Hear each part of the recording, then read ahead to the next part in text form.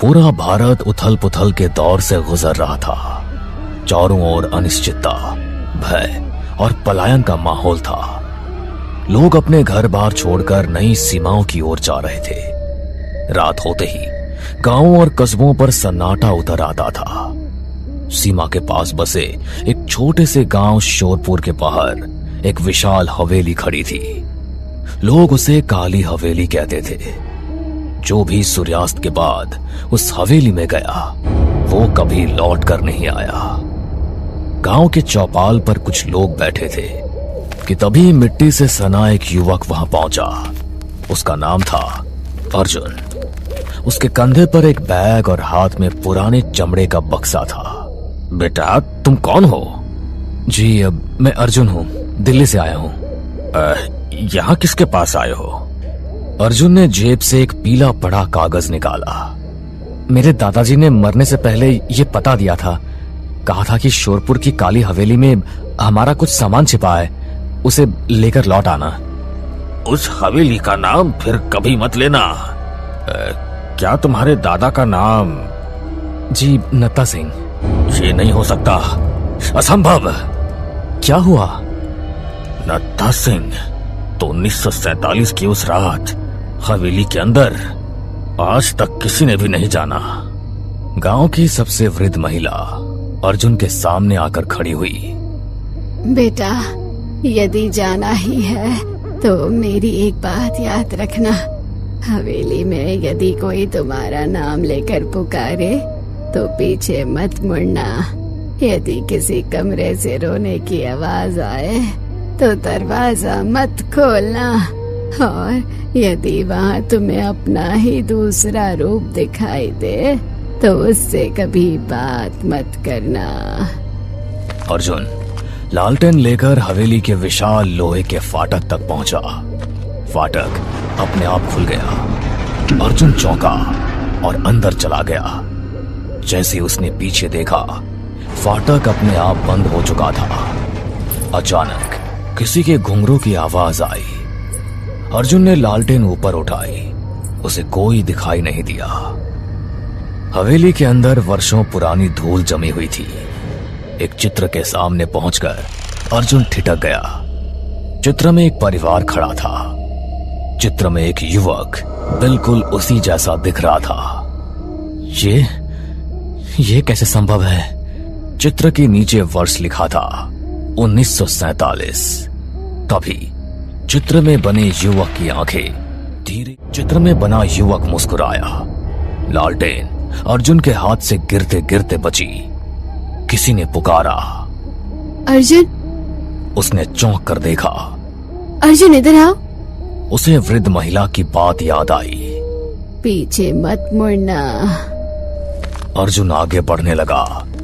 अचानक किसी की जोर जोर से रोने की आवाज आने लगी। गलियारे के अंत में एक दरवाजा बंद था। अंदर से किसी लड़की के रोने की आवाज आ रही थी। बचाइए, कोई मुझे बचाइए। कौन है वहाँ? मैं 3 दिनों से यहाँ बंद हूँ। अर्जुन ने दरवाजे की कुंडी पकड़ ली। तभी उसे दूसरी चेतावनी याद आई। रोने की आवाज आए तो दरवाजा मत खोलना। अंदर से फिर आवाज आई। भैया, मेरी सांस रुक रही है। यदि अंदर सचमुच कोई फंसा हुआ है तो? अर्जुन ने दरवाजा खोल दिया। कमरा पूरी तरह से खाली था। वो भागकर कमरे से बाहर निकला और दरवाजा बंद कर दिया। भागते भागते अर्जुन एक पुस्तकालय में पहुंच गया। वहां एक मेज पर धूल से ढकी एक डायरी रखी थी। उसने डायरी खोली। पहले पन्ने पर लिखा था नत्ता सिंह। दादाजी की डायरी। अर्जुन डायरी पढ़ने लगा। यदि ये डायरी मेरे पोते के हाथ लगे तो समझ लेना कि हवेली ने मुझे कभी जाने नहीं दिया। अचानक पूरे कमरे की खिड़कियां अपने आप खुल गईं। तेज हवा चलने लगी। डायरी के पन्ने अपने आप पलटने लगे। आखिरी पन्ने पर सिर्फ एक वाक्य लिखा था। इस हवेली में प्रवेश करने वाला हर व्यक्ति बाहर फाटक पार करते ही मर जाता है। अंदर जो चलता फिरता है वो केवल उसकी आत्मा होती है। अर्जुन के चेहरे का रंग उड़ गया। नहीं नहीं, ये झूठ है, ये झूठ है। ये झूठ नहीं है। अर्जुन पलटा। उसके सामने वही युवक खड़ा था जो चित्र में था और जो बिल्कुल उसी की तरह दिखता था। कमरे की सारी लालटेनों की लौ एक साथ बुझ गई। घना अंधेरा पूरे पुस्तकालय में फैल गया। सिर्फ दो लाल आंखें धीरे धीरे उसकी ओर बढ़ रही थी। किसी के पैरों की आहट नहीं थी, लेकिन वो आकृति हर पल उसके और निकट आती जा रही थी। तुम कौन हो? मैं वही हूं जो तुम हो। अचानक बिजली चमकी। एक पल के लिए पूरा पुस्तकालय रोशनी से भर गया। अर्जुन ने देखा, उसके सामने बिल्कुल उसी की शक्ल वाला युवक खड़ा था, लेकिन उसके कपड़े 1947 के थे। उसकी आंखें लाल थी। ये कैसे हो सकता है? मैं इस हवेली का अंतिम यात्री हूं और अब तुम भी बन चुके हो। तुम्हारे दादा नत्ता सिंह मेरे छोटे भाई थे। पूरी हवेली जोर से कांप उठी। वे जाग गए हैं। अचानक हवेली के फर्श के बीचों बीच नीचे जाने वाली पत्थर की सीढ़ियां उभर आई। यदि सच जानना है तो नीचे चलो। दोनों सीढ़ियां उतरने लगे। पूरी दीवारों पर नाखूनों से लिखा हुआ था, हमें बाहर जाने दो, हमें मुक्ति चाहिए, वो आ रहा है। हर वाक्य के नीचे सूखा हुआ खून लगा था। सीढ़ियों के अंत में लोहे का एक विशाल दरवाजा था। उस पर मोटी जंजीरें लटक रही थी। ये किसने लिखा? तुम्हारे दादा ने। दादाजी ने? हाँ, लेकिन तब तक बहुत देर हो चुकी थी। अचानक दरवाजे के भीतर से किसी ने जोर से दस्तक दी। फिर दूसरी, फिर तीसरी, इतनी जोरदार कि पूरी हवेली हिल गई। 1947 की अर्जुन रूपी उस युवक ने अपनी जेब से एक पुराना कागज निकाला। उस पर लिखा था, 15 अगस्त 1947 की रात हवेली में एक अजनबी साधु आया था। उसने चेतावनी दी थी कि इस भूमि के नीचे सदियों पुरानी एक दुष्ट सत्ता कैद है। यदि लोभ में आकर तहखाना खोला गया तो पूरा वंश समाप्त हो जाएगा। अचानक पीछे से किसी ने कहा, अर्जुन। इस बार आवाज बिल्कुल अलग थी। अर्जुन ने पीछे देखा। बेटा, बहुत देर हो गई है। अर्जुन दौड़कर उनके पास पहुंचना चाहता था। उनका चेहरा बदलने लगा। आंखें पूरी तरह काली हो गई। हाथ असामान्य रूप से लंबे हो गए। मुंह कान सब कुछ बदल गया और अगले ही पल वो 4 पैरों में दौड़ते हुए अर्जुन की ओर चला। अर्जुन तेजी से सीढ़ियां चढ़ने लगा। पीछे वो भयानक प्राणी दौड़ रहा था। कोई नहीं बचेगा। ऊपर पहुंचते ही अर्जुन ने घड़ी देखी। घड़ी में समय था 11:40। वो चौंक गया। उसे याद आया कि जब वो हवेली में आया था तब भी घड़ी में 11:40 ही बज रहे थे। इतनी देर बीतने के बाद भी समय नहीं बदला था। यही इस हवेली का सबसे बड़ा श्राप है। यहाँ समय कभी आगे नहीं बढ़ता। अर्जुन किसी तरह मुख्य दरवाजे तक पहुंचा। उसने पूरी ताकत से फाटक खोला। इस बार फाटक खुल गया।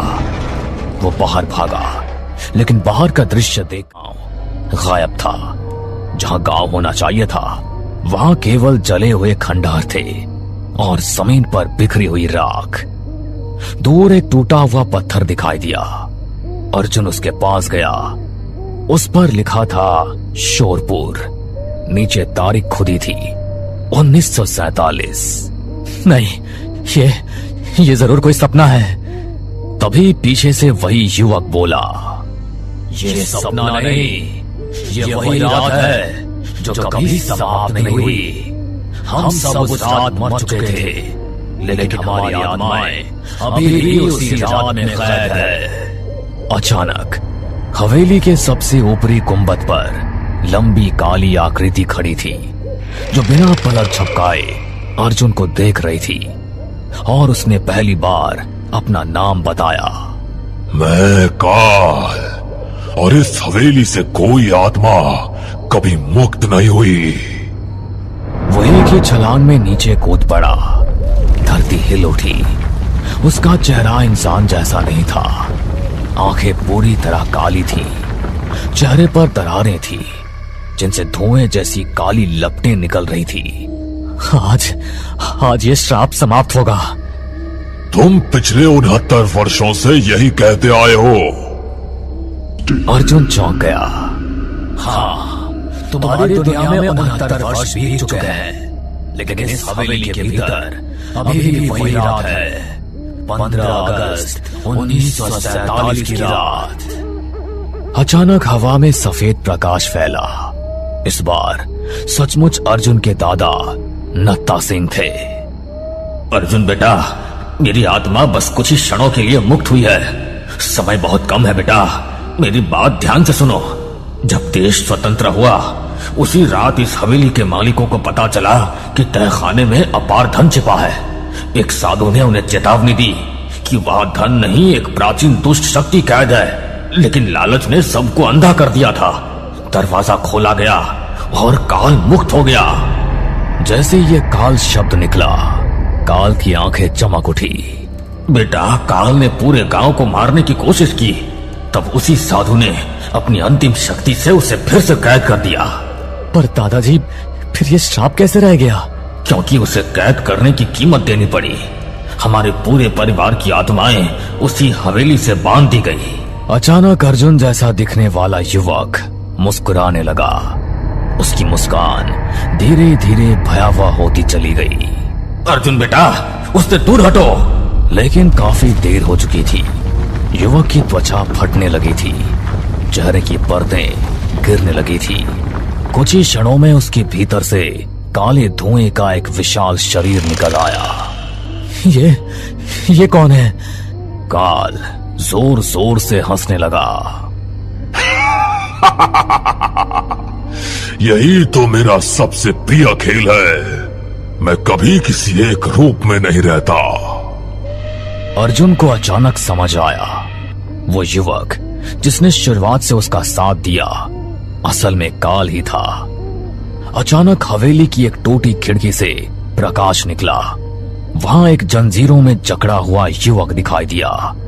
वो बिल्कुल वैसा ही था जैसा अर्जुन ने पहली बार चित्र में देखा था। उसने कमजोर आवाज में कहा, मैं वीर नत्ता सिंह का बड़ा भाई। अर्जुन अब तक जिसे अपना साथी समझ रहा था, वो कभी वीर था ही नहीं। अर्जुन बेटा, बीच वाले कक्ष में एक काला पत्थर है। जब तक वह पत्थर सुरक्षित है, ये दुष्ट शक्ति अमर रहेगी। अर्जुन पूरी ताकत से हवेली की ओर भागा।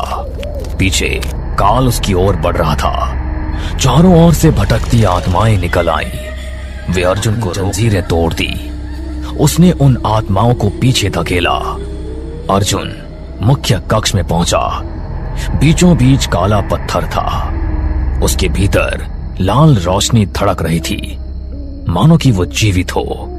काल पीछे आ पहुंचा। अर्जुन ने चारों ओर देखा। उसे दीवार पर वही साधु की आत्मा दिखी। ये श्राप शक्ति से नहीं, बल्कि बलिदान से टूटेगा। अर्जुन समझ गया। उसने जेब से अपने दादा की डायरी निकाली। डायरी के अंतिम पन्ने पर एक मंत्र लिखा था। वो ऊंचे स्वर में उसे पढ़ने लगा। काल दर्द से चीख उठा। पूरी हवेली कांपने लगी। पत्थर में दरारें पड़ने लगी। अर्जुन, पत्थर केवल तब टूटेगा जब कोई अपनी इच्छा से उसके भीतर समा जाए। यदि मेरे जाने से इतने वर्षों से कैद आत्माएं मुक्त हो सकती है और ये श्राप टूट सकता है, तो यही सही। अर्जुन दौड़कर उस काले पत्थर से टकरा गया। जैसे ही उसका शरीर पत्थर से स्पर्श हुआ, एक प्रकाश फूटा। काल भयानक चीख मारने लगा। हवेली की दीवारें टूटने लगी। छतें फिर से गिरने लगी। कुछ ही क्षणों बाद पूरा परिसर रोशनी में डूब गया।